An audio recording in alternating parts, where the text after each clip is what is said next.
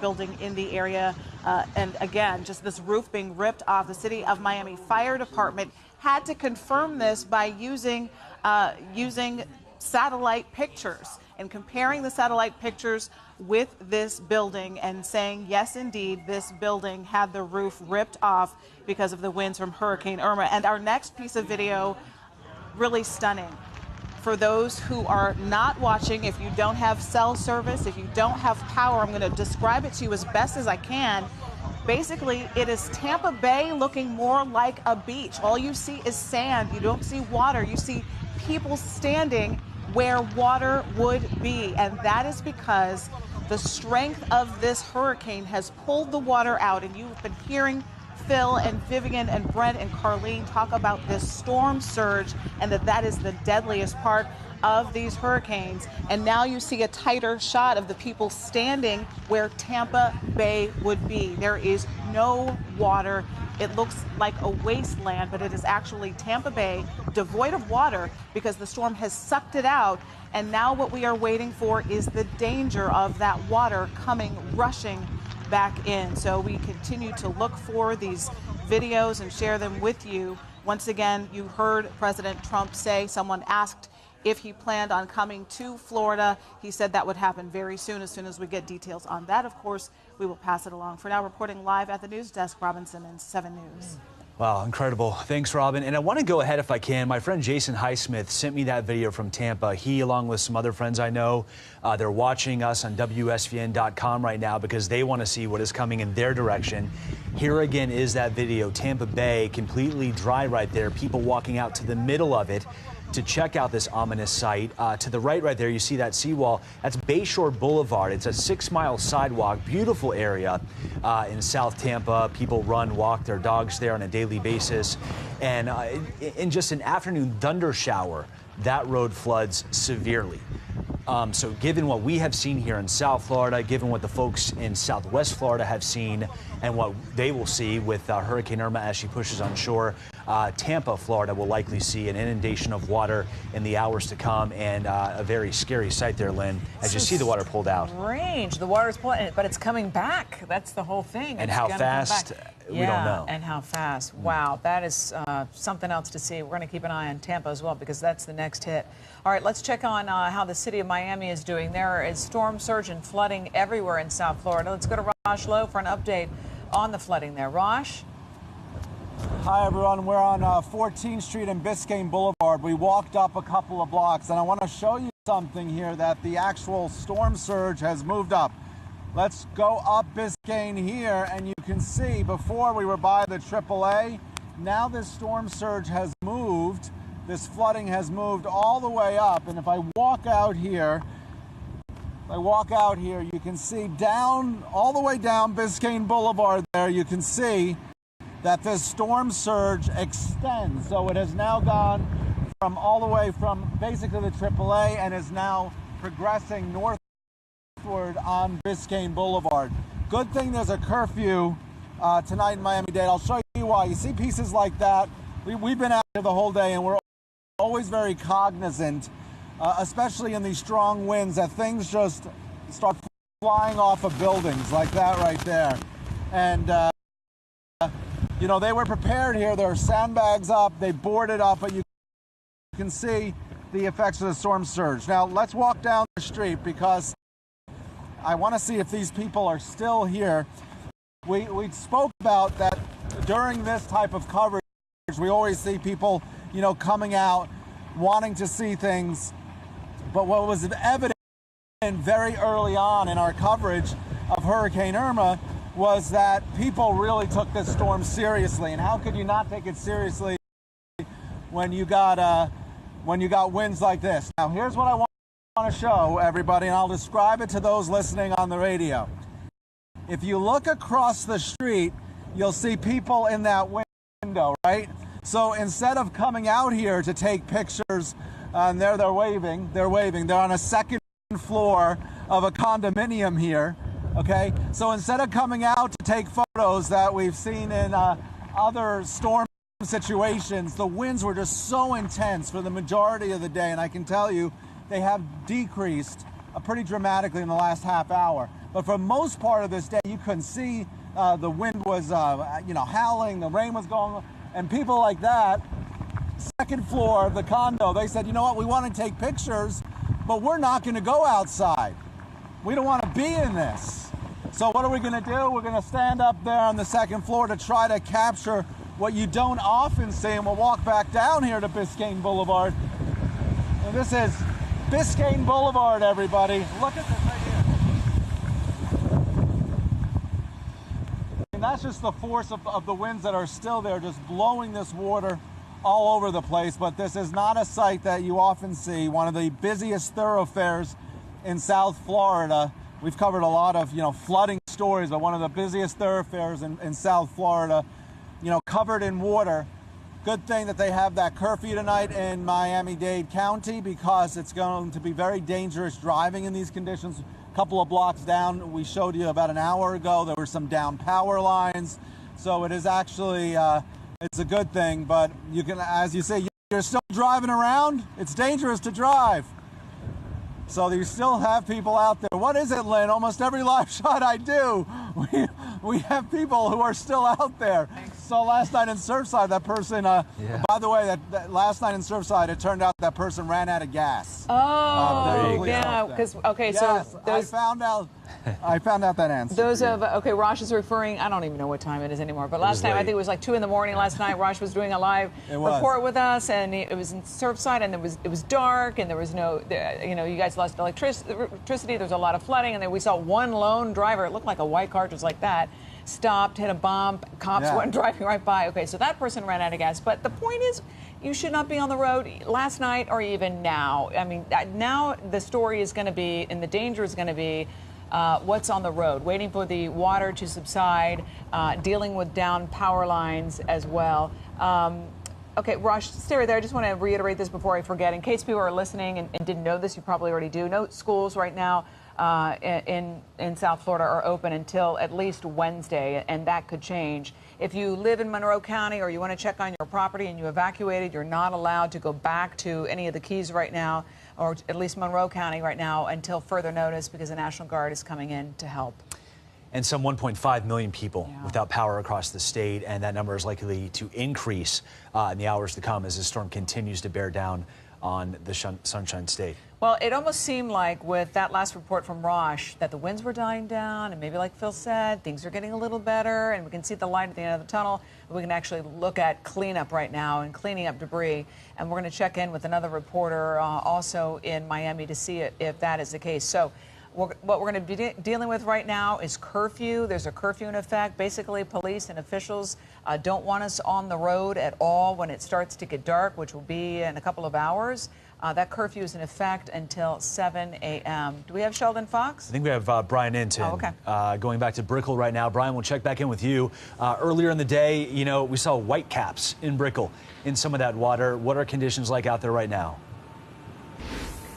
Well, it's gotten much, much better than earlier. It's actually not raining quite as hard. The wind has slowed down just a little bit, if you can believe it. We're protected by the building here, but take a look. Now that the rain has settled down, you can really see how high the water is. I know our camera's a little foggy because we've been through so much weather here over the last couple of days, but you're looking at the intersection of Brickell Avenue and 12th Street, and it is still totally covered in water. It almost looks like a river in some of these intersections as the wind is just pushing the water west. Yeah, you see right there in front of Colonnade Plaza, you can see that's what the storm surge does. It's like a river. And so we're like 3 blocks west of the bay, and so the water is just coming from the bay and it's being pushed down these streets, and you see Brickell is now underwater. What I've been taking a look at is these steps over here. The water earlier today was up to the top of these steps, and now it is,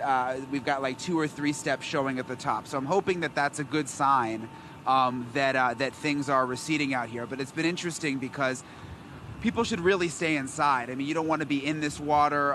It's seawater, it's murky, you can't tell where the road and the curbs and the sidewalks begin and end, and there's no telling what's under the water. But a lot of people have been coming out, and there were actually Miami police out here a while ago urging them to stay inside. I actually saw, this was interesting, about a half an hour ago, I saw a big expedition roll through here, not realizing how deep it was, and they actually got stuck for a second, and the muffler was bubbling. And so I walked over as close as I could get, and I noticed inside the expedition, the people inside were wearing bike helmets. And apparently there are these amateur storm chasers who have come to town, who are trying to get as close to the damage as they could. But it was such a strange sight because they were in like this rental white expedition, and they had on these bike helmets inside. Needless to say, they didn't make it through the water. They got stuck for a second, and then they were finally able to turn around and get out of flooded Brickell Avenue. Lynn and Jeff. Boy, that is so bizarre. I mean, there are storm chasers, but next is going to be curious people. But, you know, that's a really big truck. It is. Your point is well taken. Can I know you got a foggy lens. If we can go back to you for a quick question, Brian, how deep do you think that water is there on the streets of Brickell? How deep do you think the water is? So, you know, when you get out into the middle of these intersections, it's deep. I would say it's definitely over waist deep. Earlier, I would say it was even higher, maybe almost like to my neck. Obviously, I didn't go out that far, but I could just notice because I did walk out a little bit, and just within a few steps, you're up to your knees. And we had a few different landmarks. We had a fire hydrant that went totally under, and then we saw the way it worked its way up a stop sign. So you could tell that you know, it got very, very deep out here. And of course, high tide coming later this evening. How will that impact the situation? Hopefully not too poorly. And Brian, like you noticed, and like we can see, hopefully that water is starting to recede just a little bit now that the storm is beginning to move out of our region here in South Florida. But Brian, how are you guys going to get out of there? I mean, I know you're dedicated, but eventually, like, are you stuck? Well, interesting you asked that. We sort of were earlier. We found ourselves in kind of a weird position, not a dangerous position, because we were on high ground. Let me show you. We're like on there's a big bank right here where we're standing, and we're on dry ground up here, and we found a spot for our car up here. And when things were really bad earlier, as the water was rushing in, we were pretty much surrounded by water. I knew we weren't going to get the car wet or anything because it was up on a hill. But luckily, now that the water's receding, it seems like we'll be able to get out of here, hopefully within a couple hours or so if we need to. Well, that's good to see. You want to make sure that your safety and the safety of your photographer, Louis Sabat, is paramount and priority number one here as we deal with this flooding situation in Brickell. Yeah, did you hear him? He said maybe he thinks it's up to his neck in some areas of Brickell. Okay, Sheldon Fox, we got you there. Man, this dock took a beating. So many boats have been damaged. Where are you at, and where do you see? What do you see? Okay, Lynn, we're on Biscayne Bay here, and we've talked about storm surge for days and days. I want you to look at the Quayside Marina. Quayside, the towers of Quayside, it's a beautiful complex, normally beautiful, with a great marina. It's right on Biscayne Boulevard and 107th Street, and this is the easternmost section of Quayside. And this is the marina, and this is just a sad, sad case right here. We showed you these boats last night. Some of them were on lifts. A couple of them were in trouble, but a good portion of them looked like they were going to be fine. Well, you can see the surge, the aggressive, nasty, angry surge coming up still on the marina, on the dock, compromising the seawall fully, and basically sinking. At least a dozen boats are under the water right now, and the ones that aren't are in very rough shape and in big trouble. You can see how hard that wind is blowing. It's not the safest place in the world to be. We've been trying to get you this shot all day, but we wanted to wait till there was something of a lull, which is what I would consider us to be in right now. But it is just really difficult to have to watch this, and the idea that that this place is where on a Sunday or a Saturday or any other day people are enjoying what makes them so happy, going out on the boat, being with family, being where they live, being in their own little piece of paradise. Today it's anything but, and you've got a raging sea. Biscayne Bay dealing with just an awful storm surge still. Lynn and Jeff. Well, obviously, I mean, these boaters did, and these captains and these owners did everything they could to secure their boats, but it's, I mean, you get to a point where there's absolutely no match against a strong hurricane. Sheldon, you know the area, and if you had, I mean, there's one boat, look, there's a couple of boats, maybe they're okay. It looks like they were up on a lift. But how many boats do you think are submerged underwater? Guesstimate. conservative estimate, I would say 10 to 12, and that's conservative. I'm looking at 1, 2, 3, 4, 5, 6, 7, 8, 9 slips. Just the slips. All of the slips as of last night were occupied. And they all had, and I would say about half of those were boats that were strategically placed on elevated piers. They were lifted, and they were in great looking shape. Even as the winds, the first sort of feeder bands came in, they seemed like they were taking it well, with the exception of one. Last night, late in the evening, we showed you one that was just being battered by the sea and that was not going to make it. That was clear. That one I can't even see any longer. There's one over there, Patricia, if you want to just swing it around 180. There's one that you could see that's completely upside down. And then if I were able to get closer to the water to show you, you could probably see some of them just beneath the surface, but I'm not going anywhere beyond where we're standing right now, Lynn and Jeff, because it's just too dangerous. And by the way, we talked about the seawall and the actual dock itself, which is a sturdy concrete brick structure. Look at all the bricks that were taken up at some point along this dock. And another fear is that the finger piers might be compromised or snap, or the actual the pilings where the boats are tied to, or sometimes get tied to, could also snap in this. This is just a very difficult thing to have to watch. But like you said, Mother Nature, it's the reality. These boats, these structures, no match for Irma's wrath. Those concrete pilings go all the way down in the ground. You're right. Gosh, the strength is incredible. Picking up the pieces of brick, which probably had mortar. Wow. It looks like the open ocean. It doesn't look like a calm Biscayne Bay, which we're used to seeing on a normal. Look at that surge there coming up. And, you know, and Sheldon, stay with us. You know, you see those bricks on the that little boardwalk area right there. That's a good visual, because you know, some of the streets in downtown in Brickell, who knows what's, you know, washing around under that water right now. And it's why you don't want it. I mean, flooding your vehicle is one thing, but the last thing you want to happen is you're driving down the road and you get 4 flat tires because you ran over a pile of bricks. That's true. So who knows what's washing around or what's washing up as these surge waters inundate the roads there in downtown Brickell and, you know, up in Broward County, Fort Lauderdale as well. And look at the surge, just the water just being pushed up. And you can see this boat.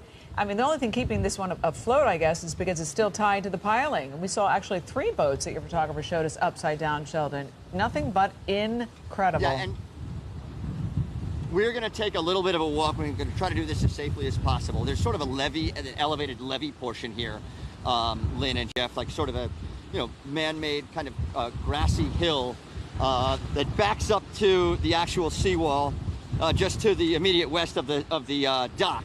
And we're walking along that right now as carefully as possible because I want to just get you another vantage point. Man, and I'm looking at the rest of the common areas of this complex here, and it's just a shame. Patricia, why don't you pan off, get a shot of that boat right there that's completely upside down, and then yeah, just right there, and then just pan, I guess, back the other way, if possible, so we could show the other side of the marina. Lynn and Jeff, just about, I would say, conservatively, half the slips here, maybe more, probably more, were occupied by boats.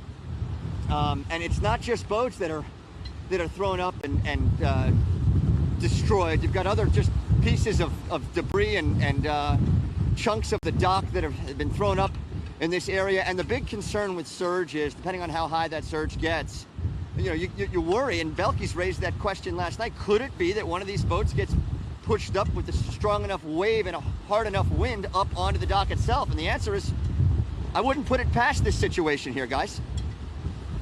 Oh, absolutely. Yeah, absolutely. And we're looking at hundreds of thousands of dollars in damage, and the water is so dark because everything is so churned up.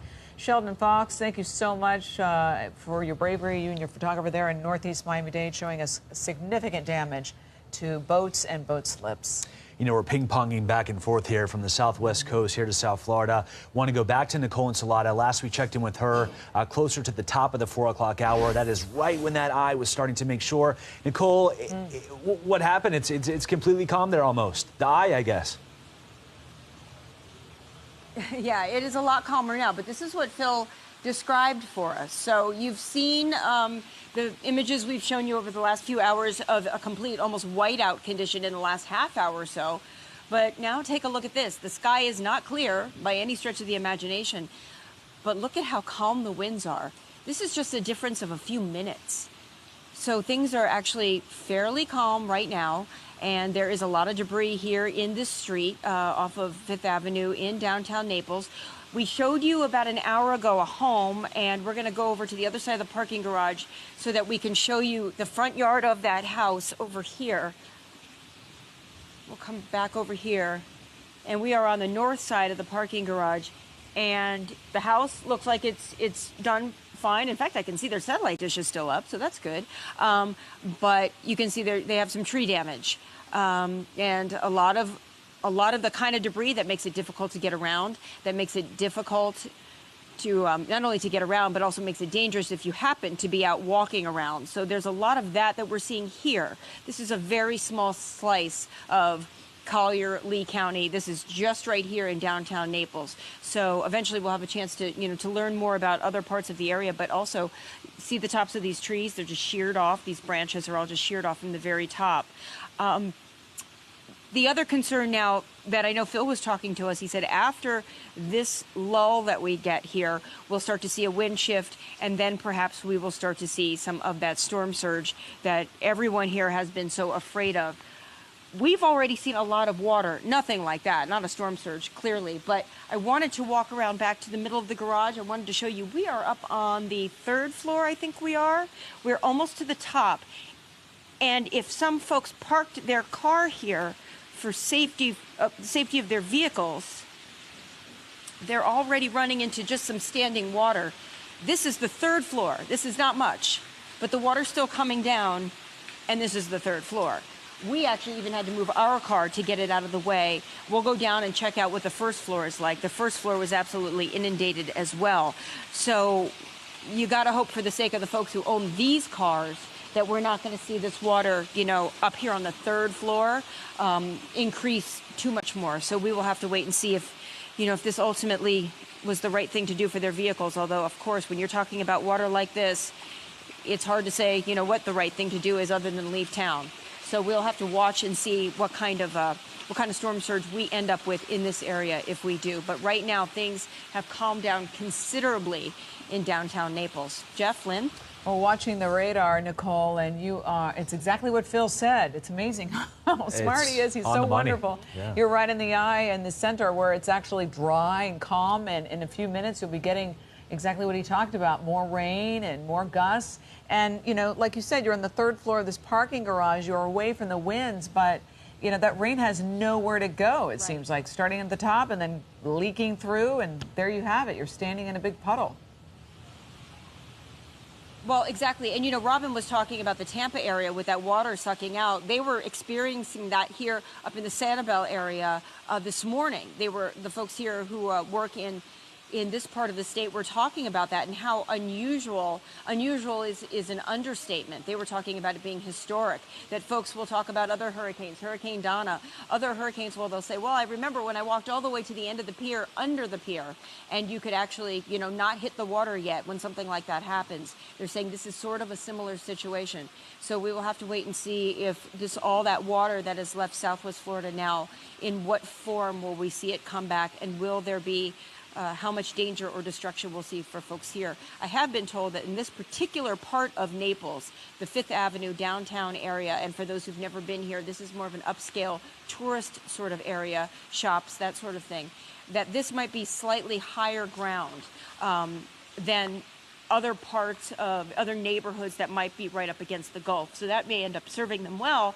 But if the storm surge is 3 to 15 feet, like some meteorologists here locally have been predicting, I'm not sure if that's going to be quite enough, but I guess we will wait and see.